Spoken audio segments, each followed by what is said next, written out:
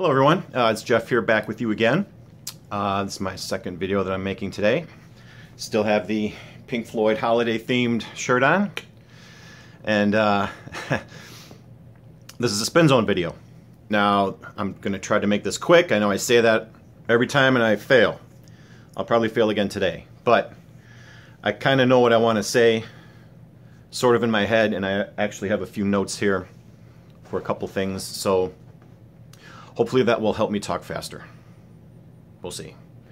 Before I get to the records for the Spin Zone, I did another of the 3x2 series. 3 albums by 2 different artists. I'm doing that again with 2 other random albums added in. I'm not putting the math problem in the title though, so don't worry. I don't want to confuse anybody. But before I get to that, because of all of the attention that the Beatles White Album got with its re-release, its remastered re-release with all of the nice super deluxe editions, I've seen plenty of videos of people who've got the sets, and I think the White Album's a good Beatles album. I'm not a huge fan of it. There's plenty of good material on there. I don't really subscribe to the notion that you could cut it down into a superior single album. I think at best, in my opinion, and it's just my opinion, so to each his own, or her own, I think you could easily cut a side off of it and just make it a 3-sided album. But I don't think you could necessarily cut it down to just a single. That's just me. I mean, I'm no fan of Revolution 9. There's a couple other goofy songs on there that really aren't.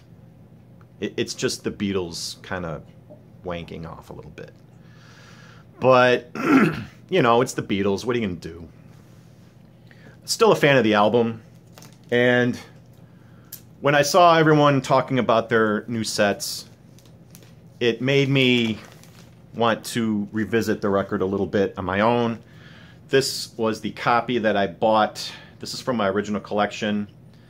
It's I bought this. I remember buying this record in the fall of 1985. And I went to Wind Records, which was a small little record shop here in Oak Lawn. It's no longer there, sadly, but I remember going to it specifically and buying this. Now, as you can see, it has the Beatles it's just printed on here in like light gray lettering. It's not embossed, and it's certainly not numbered. And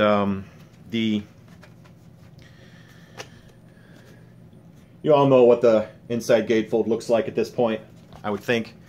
It did come with a poster, and me being a kid who was a Beatles fan, I stuck it on my wall in my bedroom at my folks' house, and it eventually got lost. And the 4 pictures of the 4 Beatles that came with the set ended up going on the inside of my locker at high school.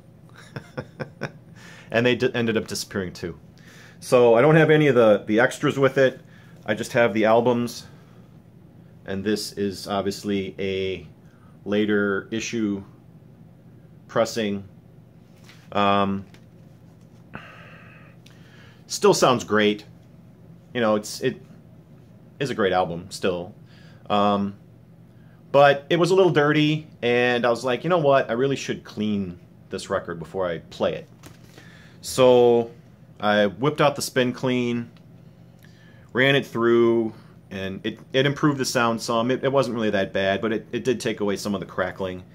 And then while I was listening to this, I said to myself, hey, I've never cleaned my old Beatles records that I've had since the 80s, that you know, along the same time I got this one. So I kind of fell down the rabbit hole with the Beatles again this week. And I ended up pulling all of the Beatles records I have, or almost all of them, and cleaning them. And then, of course, because I couldn't leave well enough alone, I had to play some. So I know I posted this on Facebook. I had to play Let It Be. This was another one I got for Christmas one year in the 80s. And this was another one. It came with the poster. It went up on my wall, stayed there for years, and it got lost. Most likely got taken down and put away or thrown out. I don't know. But it's gone. But the good news is the records themselves are still in great shape. Most of them are these purple Capitol label reissues. And the records themselves are pretty substantial. I don't think they're 180 gram, but they're certainly not flimsy by any means. And they still sound really good. And I hadn't played this album all the way through in years and years. So it was kind of nice to revisit this album.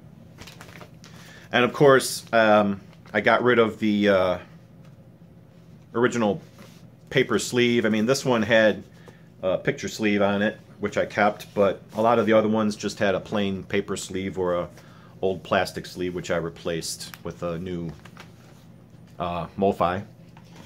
So then, of course, I told my wife what I'd done that day. This happened, I think, on Monday. And then, of course, we had to hear her favorite Beatles album, which was Sgt. Pepper. This is another purple label reissue, and it sounds great. I have no problem with it being a reissue. I certainly couldn't afford original pressings of these albums. I almost bought the remaster of this one, but it just didn't seem like it had enough extra beyond it being a brand new copy to grab me. But this copy is super clean anyway.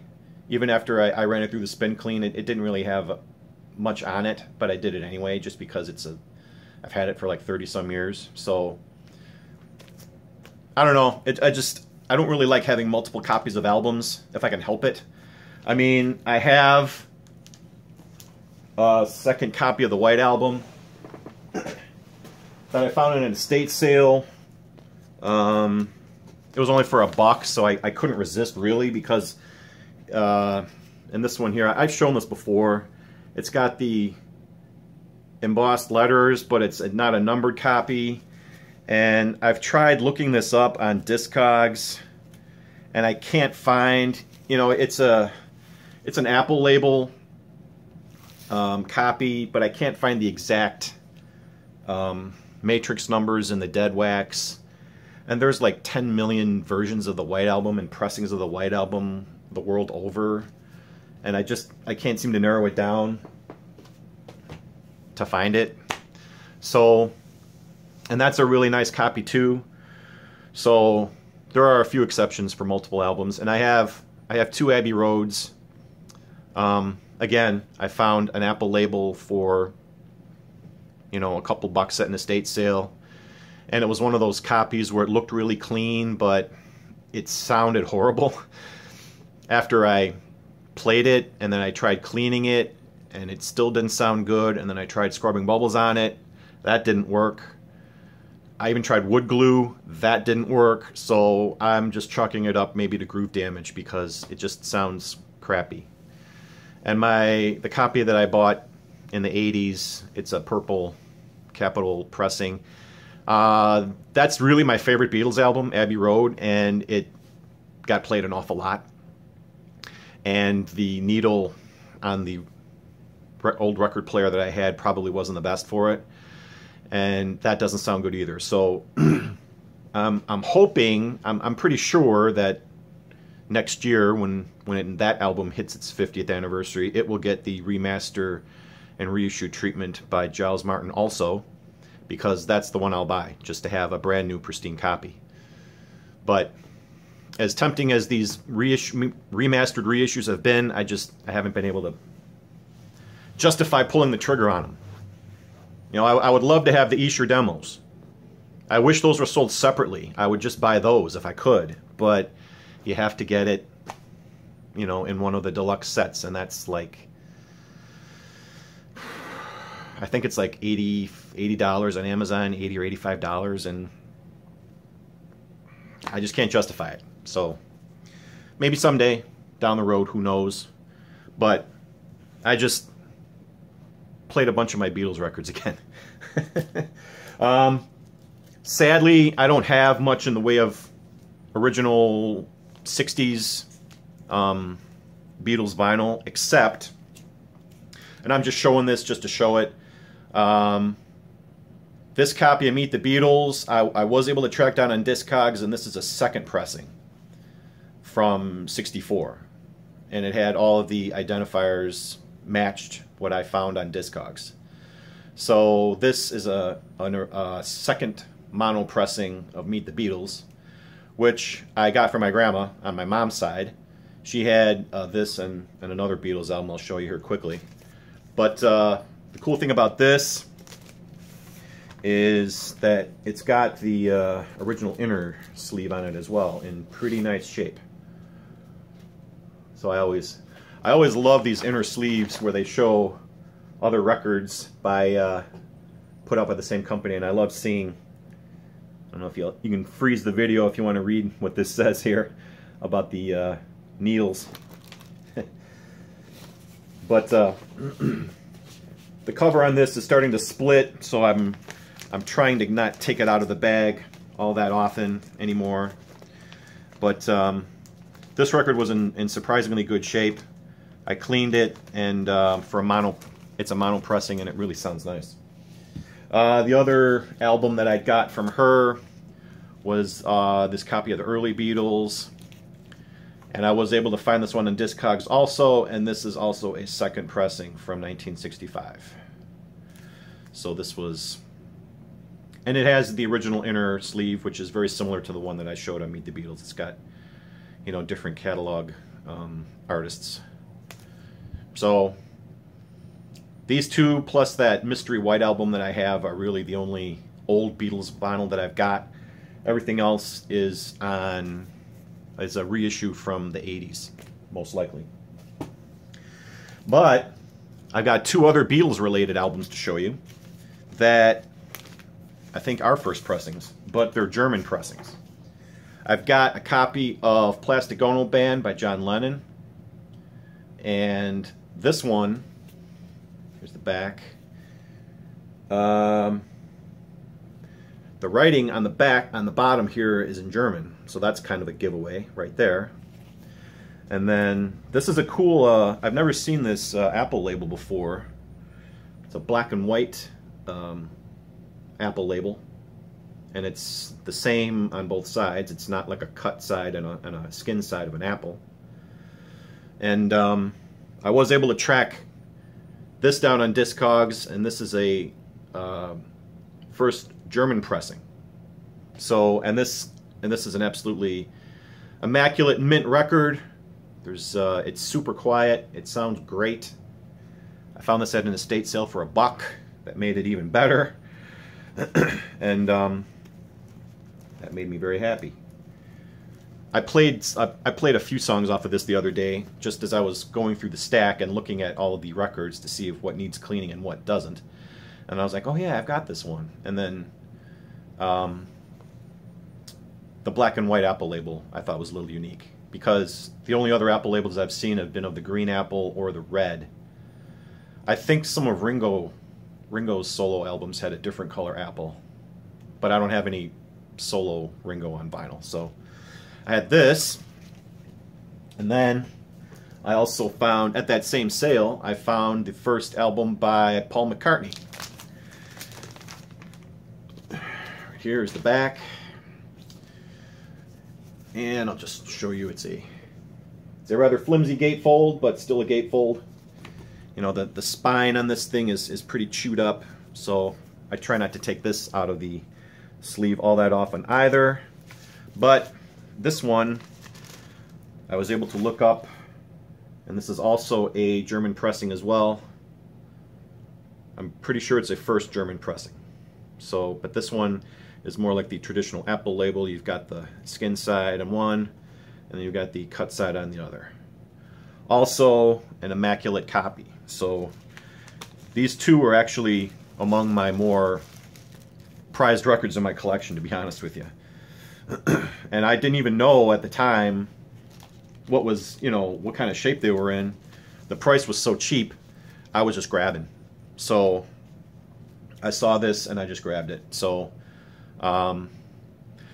among, you know, solo Beatles albums by, you know, among debut solo albums, this one is pretty much the weakest in my opinion. You know, Plastic Ono Band's a really great solo record, but it's very intense. It's kind of almost harrowing to listen to in some places. And of course, All Things Must Pass by George, I think, blows John and Paul's out of the water completely. But this one is okay. I mean, it has Maybe I'm Amazed on it. It's probably the best song. But there's a couple other tunes on here that make it, you know, worth keeping and listening to. So, yeah, that's what I've got as far as old Beatles vinyl. So, in between all of my other listening that I did this week, I was spinning Beatles records in between. So, I just wanted to show you.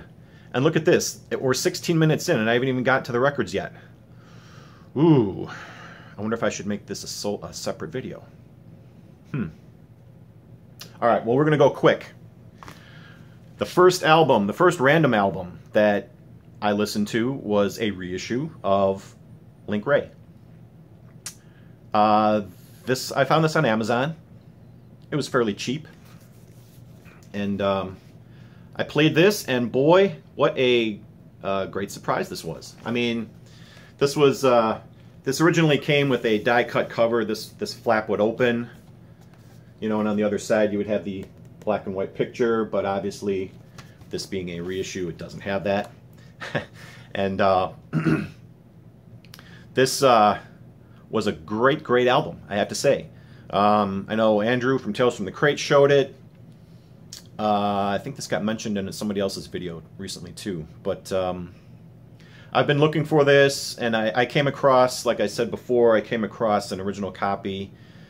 You know, it was a cutout copy, but the cutout was like from here. It was like a giant corner was cut off the cover, and the guy wanted $50 for it, and I just passed. That's just too much. So this one I think was about 22-ish, 22, 25. So that's more my speed. I can handle that. So, but the music is very lo-fi, very roots rock, very, I mean, it's almost like country funk in a way. You know, it reminded me a lot of early band albums, you know, like music from Big Pink or the self-titled band album. That kind of rootsy, lo-fi, country-ish, funky sound. So lots of great groove guitar work in here. Very simple instrumentation backing, but Link's voice is very strong, and he's able to put the material across well. So I really like this album. And like I said, it's very much like the band, you know. It would almost be like music from Big Link. Huh? Get it? Yeah? I know. I just came up with that one just now. But yeah, this one will be getting a lot more future play on my turntable. The self-titled solo Link Wray album from 1971, I believe this came out originally. So that was a good one. Now, the two bands that I picked among my rolling record crate that I had 3 albums by. The first one is The Jam. This is their debut album called In the City. This is probably my favorite album by them. It's got so much energy. I love the guitar sound. I love the songwriting. They cover David Watts on this album, I believe. It's David Watts on? No, they cover the Batman theme, which is actually even better. But the title track is a fantastic song. Just about everything off of this album is definitely crank up the volume worthy. So I love The Jam. And they are the first band that I have 3 albums by that I'm showing you. The other band that I also had 3 albums by is Styx. So kind of in the way that my last video where I showed Rory Gallagher and Elvis Costello, they were kind of like opposites. In a way, I would think the Jam and Styx are kind of opposites as well, because you had, you know, the Jam being like this kind of new wavy British pop rock band, and then of course you've got Styx, who hail from Chicago, and they're more of a traditional classic rock slash corporate rock. They get the corporate rock tag a lot of the time, and that's fine, whatever, you know. I mean, to me, here's the back cover, by the way. To me, it's hard enough to write a popular song as it is, and Styx have tons of popular songs, but I guess putting the knock on them as corporate rockers is a little unfair. I just go by the music, and to me, I've always loved Styx. I've got many other albums of theirs in my collection. These were 3 that I just bought but hadn't listened to yet. This album's called Equinox, and it's got Light Up, which I just heard on the radio today, coming back from the store, which is, it's about what you think it's about, lighten up, you know. Lorelei, that's another great song, and Sweet Madam Blue, fantastic tracks.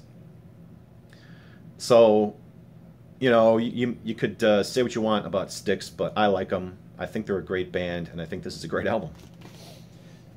Then we go back to the Jam. This is their 3rd album, All Mod Cons, and this is the one that had David Watts on it, right?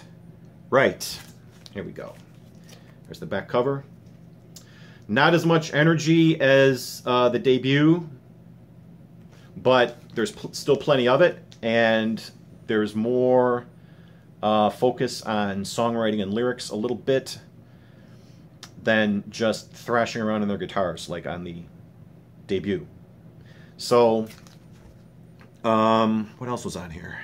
David Watts, English Rose, In the Crowd. Oh, Down in the Tube Station at Midnight. That's one of their best songs. That's a great, great song. Yeah, one of my buddies from the comic message boards that I've been talking to for years and years, he sent me a copy of the Jam's box set, which had all of their music on it. But I would really love to have all their records on vinyl. So I kind of sort of started looking for their stuff. You know, not wholeheartedly, but if I came across it, I would pick them up. So that's how I came across these records. So very glad to have this one, All Mod Cons by the Jam. Then we go back to Styx. This is their album Crystal Ball. This is the album where Tommy Shaw joined the band. And of course the title track was a big hit on the radio, or at least it was in my area. Here's the back cover. These were put out on A&M Records. I'm not going to pull all these out and show them to you. It's that silver A&M, you know, label from the 70s.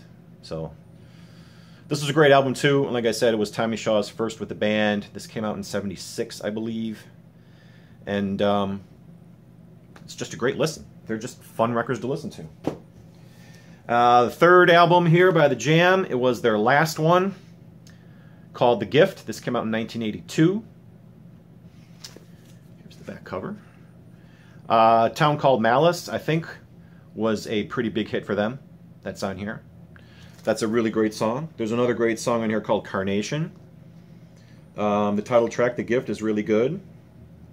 Yeah, like I said, I'm a big fan of the Jam. I'm a big fan of the Style Council. I'm a big fan of Paul Weller as a solo artist. You know, across the board, I love anything that he's involved with. So, actually, I have a Style Council album in my collection. I have the first Style Council album, I believe. I don't have any solo Paul Weller, but you never know. That could happen soon, too. But for now, this was the 3rd album by the Jam that I had on vinyl. Another great, great listen. And the last album by Styx came out last year that I have. This one's called The Mission. I saw this on an early VC video, and I was just starting to get into the VC last year. And if you were to tell me that in 2017, when this album came out, that Styx would put out a progressive rock-ish sounding concept album about a mission to Mars, and it actually works, I would probably laugh at you. Because, you know, 30, 40 years after their prime recording era, you wouldn't think that any of these classic rocking bands would be able to make a comeback the way Styx did with this record. But boy, I tell you, this is a really great record. Here's the back cover. And like I said, it's a gatefold. It's all about a mission to Mars. That's what the mission is. And of course, Tommy Shaw and James J.Y. Young are, I think, the only original members left. I think Chuck Panazzo still plays bass. But if you closed your eyes and you just listened, the other singer they have, and I forget his name, sounds enough like Dennis DeYoung to where you could almost fool yourself into thinking, man, this is like a lost Styx album that they recorded in like the 70s that just got unearthed. But it's that good, really. And in the dead wax on this album, it has Welcome to 1979 stamped on it. So maybe that's where this would fit in their discography. Maybe that's where it was meant to go. I don't know. But it sure does sound like it. The synthesizers sound exactly like they did in the 70s. The guitar, you know, both acoustic and electric parts sound very much like classic Styx. Of course, Tommy Shaw is in fine singing voice. It's really a great album. And I was surprised as all get out when I was listening to this. I was like, wow, this is really good. You know, it doesn't sound like a Styx cover band. It sounds like an actual Styx album that was lost. Maybe that was the point. I don't know. But if you're a fan and you haven't heard of this album yet, because I certainly didn't know it was released until I saw it on somebody else's VC video, I would think this would be like a big comeback for them. I don't know if it was or not. I hope it did well for them. But yeah, if you're a fan of their music, check out The Mission. This is this is probably the most surprising of all the records that I've listened to this time around. So it's really good. And then the last album for this video. It's going to turn out to be a long-ass video again. I know. See, I failed. Is Carlos Santana's solo album called Blues for Salvador. I played this last night after dinner. I have several other Santana albums in the record crate. You'll be seeing more of him in the future too. This one came out, when did this one come out? It had to be 80s because it sounds very 80-ish, 80s-ish, yeah, 1987. I mean, Carlos's guitar is timeless, and it cuts through anything that's accompanying it, no problem. But you have a lot of very 80s sounding synthesizer flourishes and percussion, which is a little bit of a drawback, but like I said, as long as Carlos is playing guitar, I'm interested, and I'll get it. So I found this at a record show a couple months back, and I'd never even heard of it. So as soon as I saw the cover, I just grabbed it. So Blues for Salvador was, you know, a decent listen. It's I wouldn't rank it among his absolute best, but you know what? Like I said, anytime he's playing guitar, he's one of like the few guitarists who's got such a signature, distinctive sound that you automatically know what you're listening to. There's no mistaking a Santana song. So I'm glad I have it, and this will get played more than once in my collection too. So very glad to have this Blues for Salvador. Okay, there you go. Closing in on 30 minutes, so I'm going to wrap it up right now. Thank you all for watching. Thank you for listening to me babble. And I hope everyone has a good Thanksgiving. I wanted to get these videos made and out before the holiday because I don't know what next week's going to bring, if I'll even be able to make a video next week. So until then, or maybe after then, have a great Thanksgiving. And I'll talk to you again soon. So take care, peace, and I'll see you.